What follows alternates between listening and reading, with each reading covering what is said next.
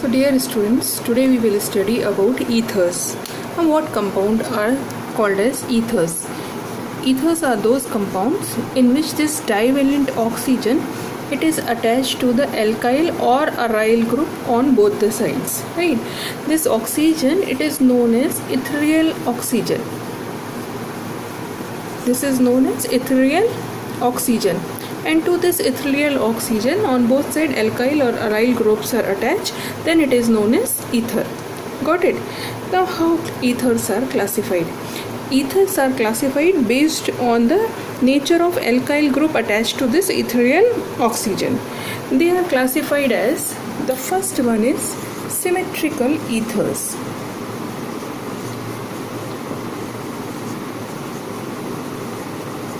What are symmetrical ethers? See students, if to this ethereal oxygen both the alkyl groups are same, alkyl groups or aryl groups, they are same, then it is known as symmetrical ether. See the example, such as CH3OCH3. Here both are methyl groups. The name of the compound is methoxymethane. Methoxymethane, or you can have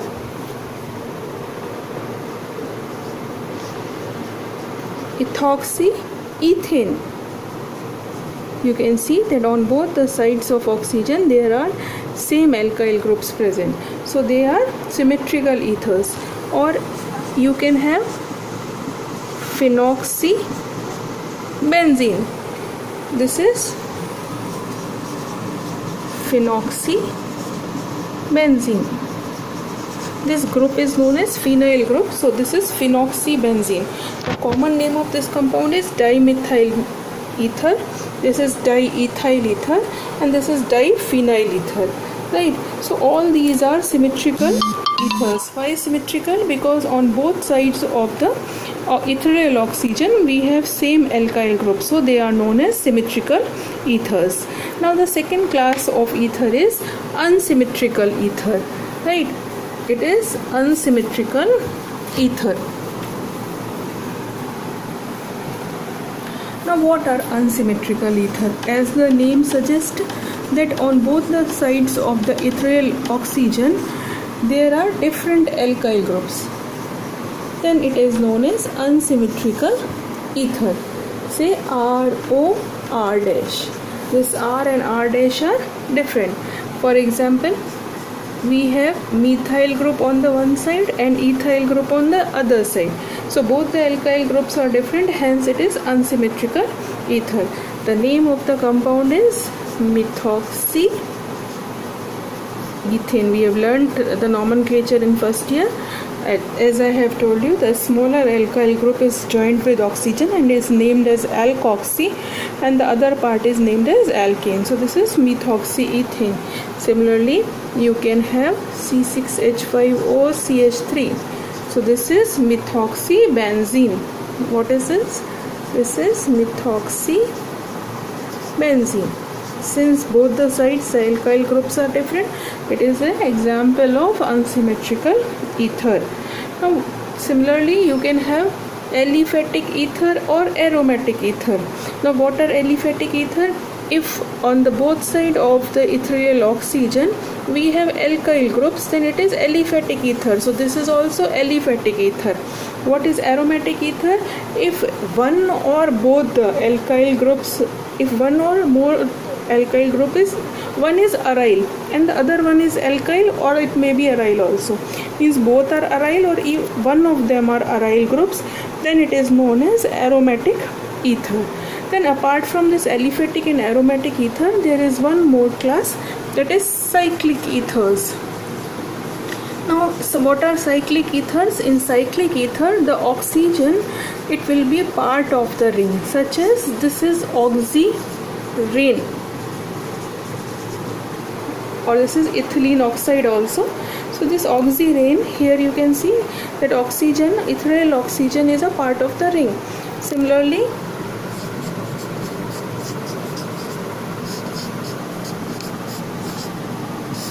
this is oxetane. Right? So these are examples of cyclic ethers. Understood? So we have studied 5 type of ethers. One is symmetrical, then unsymmetrical, then aliphatic, then aromatic, and then cyclic ether. Hope you understood. Next we should come to the isomerism in ethers.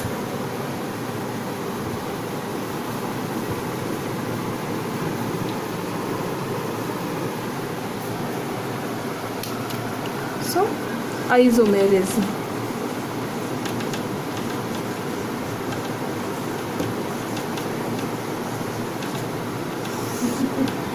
See, this ethers show structural isomerism. Now 3 types of structural isomerism are shown. The first one be chain isomerism, means here the length of the carbon chain will be different, such as suppose we have here C4H9OCH3. This is methoxybutane. What is this?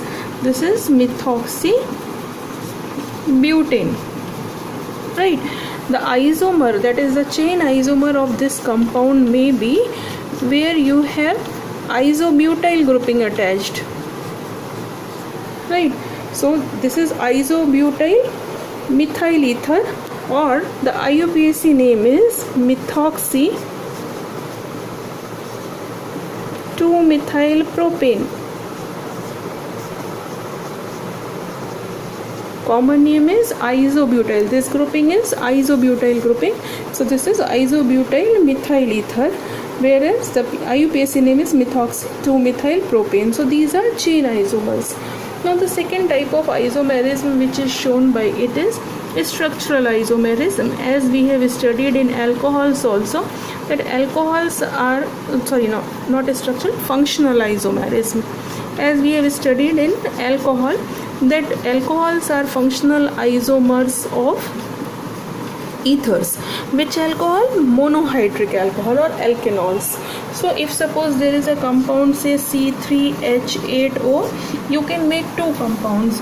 You can make propanol out of this, one alcohol out of this, and you can also make methoxyethane, means one ether and one alcohol. So ether and alcohols are functional isomer of each other. Ethers and monohydric alcohols, they are functional isomers of each other. Now one more type of isomerism is shown by these ethers, and that is metamerism. Can you recall what is metamerism? Metamerism is a type of isomerism in which on both sides of the functional group there are different alkyl groups present. In metamerism, on both sides of the functional group there are different alkyl groups present. The carbon chain will be different, right? Such as if suppose you have this methoxypropane, then the metamer of this compound will be ethoxyethane, right? You can see that this is ethereal oxygen, or this is the functional group, and on both the side of the functional group different alkyl groups are present. So such compounds are known as metamers, and the phenomenon is known as metamerism. So this metamerism is also possible in the case of ether. Got it? Now next we will go through the method of preparation of ethers. So we will study the method of preparation of ether, and in first the method of preparation of ether, the first one is acid catalyzed dehydration of alcohol. Now you have studied that acid catalyzed dehydration of alcohol leads to the formation of alkene. Then what is the temperature required there? The temperature required there is, students, 443 Kelvin. But here when alcohols undergo acid catalyzed dehydration at lower temperature, at the temperature of 413 Kelvin, then ethers are formed. So here the temperature is very, very important. So alcohol, when treated with concentrated sulfuric acid at 413 Kelvin temperature, right, dehydration take place, removal of water take place, and ether are formed. Let us have an example. Say we have ethanol,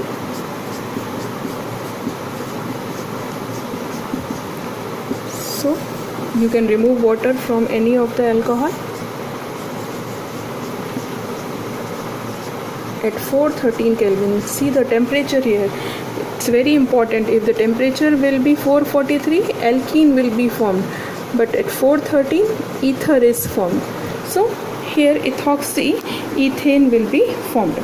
When you have alcohol and you treat it with concentrated sulfuric acid at 413 Kelvin temperature, then ether will be formed. Now we will study the mechanism of this reaction.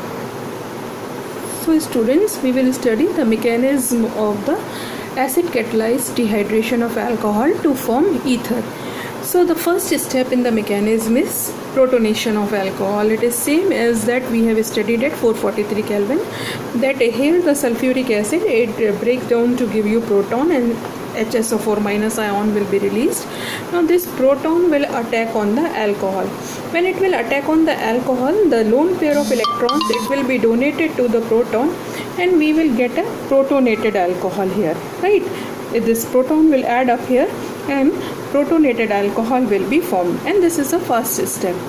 Now the second step is nucleophilic.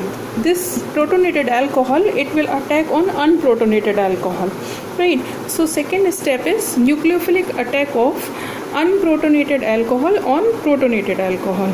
So when unprotonated alcohol attack on protonated alcohol, so see here, this oxygen, it is highly electronegative, hence it will take up the electrons from this CH bond, CO bond, right? These electrons are taken up by this oxygen, so it will be removed in the form of water. See here, it is removed in the form of water. Now this carbon will become electron deficient, so it will take up the electron from this nucleophile, because oxygen contains lone pair, therefore alcohol is a nucleophile, so it will donate the electron to this carbon and it will add up here, right? So see here, we are getting here protonated ether. This ethyl group from here, it is attached to this oxygen, right? So we get a protonated ether. Now in the next step, this protonated ether, again because this oxygen is electronegative, it will take the electron from this OH bond and we will get here ether. The proton will be released, that is deprotonation will take place.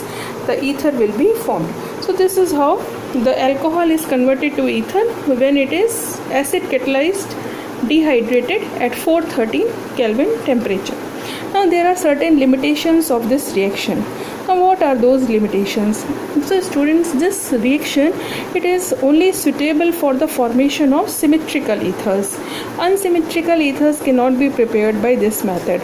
And wherever the alcohol used is secondary or tertiary alcohol, then what happens that secondary and tertiary alcohol here, instead of going here, see this is the SN2 reaction mechanism. Here it is following SN2 reaction mechanism. So both the groups or molecules are responsible for the reaction, right? But if suppose there is secondary alcohol is there or tertiary alcohol is there, then they will follow SN1 mechanism. Only this molecule, that is protonated alcohol, will participate, right? And this water will be removed, this carbocation will be formed, because tertiary carbocation is very stable, so it will lead to the formation of this tertiary carbocation, and then after formation of carbocation, the proton elimination will take place and alkene will be formed as it happened in the alcohols, right? So if tertiary alcohol is there, alkene will be the product. If suppose secondary alcohol is there, then SN2 as well as SN1, both the reactions will take place, so you will get a mixture of ether as well as alkene. Therefore this method is preferred only when primary alcohols are present and we have to prepare symmetrical ether, right? And this reaction has to be carried out at a lower temperature of 413 Kelvin only. If you want to prepare by acid catalyzed dehydration only, then there is one more alternative, that you can choose alumina at 533 Kelvin temperature. Otherwise there is one more method, that is from the haloalkene, right? So let us discuss the method of preparation from haloalkene. So the next method is by the Williamson synthesis from haloalkene or alkyl halide, and this is the best laboratory method of preparation for symmetrical as well as unsymmetrical ethers. Both type of ethers can be prepared here. Here the alkyl halide is allowed to react with sodium alkoxide. Right, alkyl halide, it is reacted with sodium alkoxide. So the sodium halide is removed and ether is formed. You can have both the alkyl groups same also and the alkyl groups different also. So symmetrical as well as unsymmetrical ethers can be prepared. Right, let us have an example. Suppose you have taken here sodium ethoxide and you reacted with chloromethane. NaCl will be removed. You will have methoxyethane plus NaCl. See, methoxyethane plus NaCl is formed. Right. So this is how by Williamson's ether synthesis we can prepare the ether by reacting sodium alkoxide with alkyl halide. Now, if suppose you want to prepare substituted alkyl with ethers with substituted alkyl groups, right, such as secondary or tertiary alkyl groups you want, then also we can prepare by this method. Right. See here.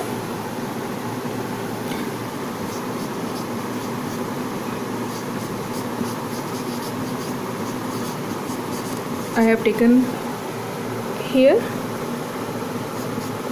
this compound is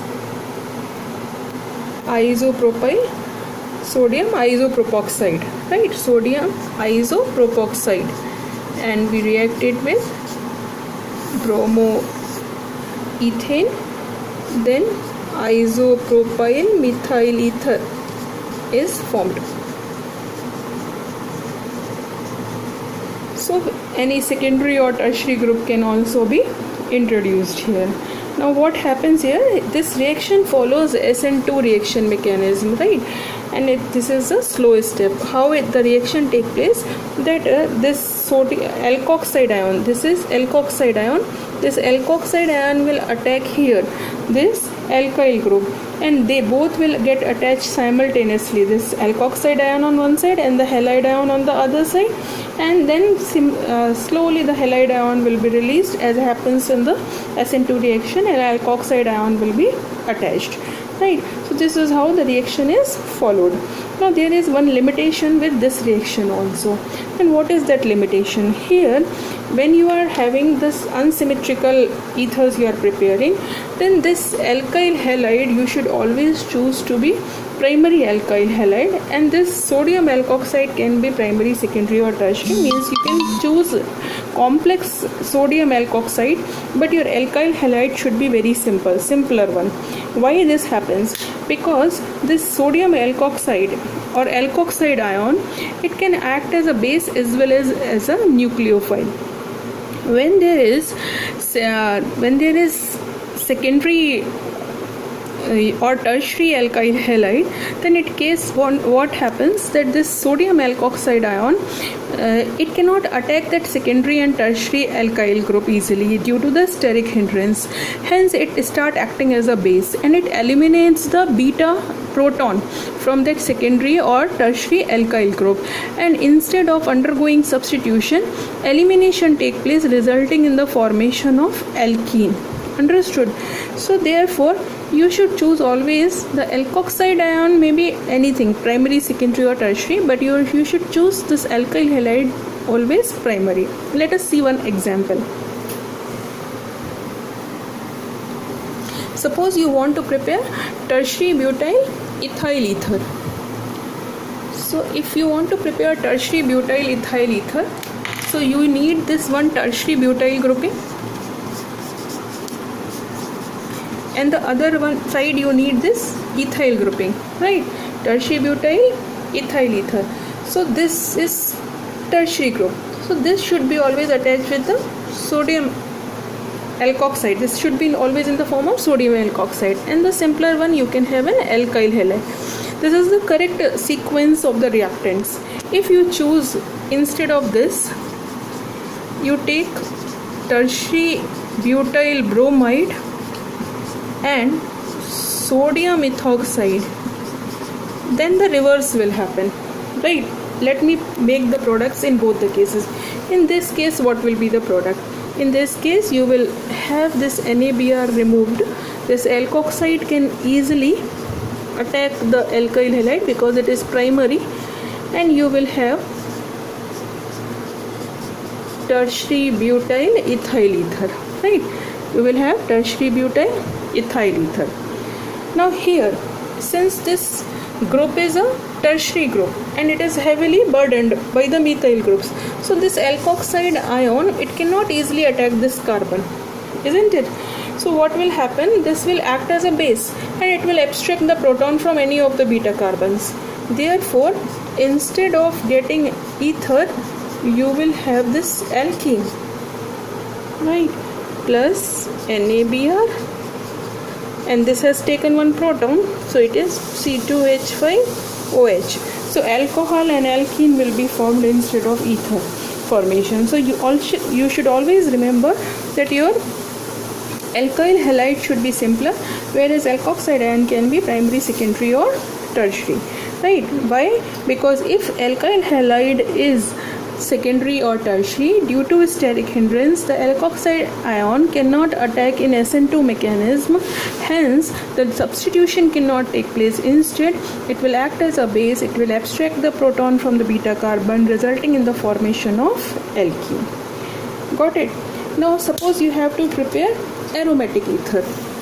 If you have to prepare aromatic ether by this Williamson's ether synthesis, then what we should do? So again, you need that one sodium alkoxide and alkyl halide.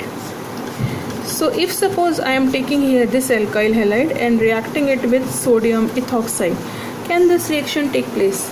Because here, to make the aromatic ether, we have to break this bond, isn't it? So you know that in haloarenes, the nucleophilic substitution is difficult to carry out. So we cannot break this bond easily. Instead, if I take here phenol and react it with sodium hydroxide aqueous, we will get here sodium phenoxide, and now this bond can be easily broken. If I treat this with CH3Br or any alkyl halide, NaBr can be easily removed and you can have aromatic ether, that is phenyl methyl ether. So you remember that if you want to prepare the aromatic ether, you can always react the sodium phenoxide with alkyl halide to get those ether, right? One more method from alkyl halide is by reacting this alkyl halide with silver oxide. So you will get here ethoxyethane and 2-AgI will be released. So these are the methods of preparation of ether. In the next class, we will study the physical and chemical properties of ethers. Till then, goodbye.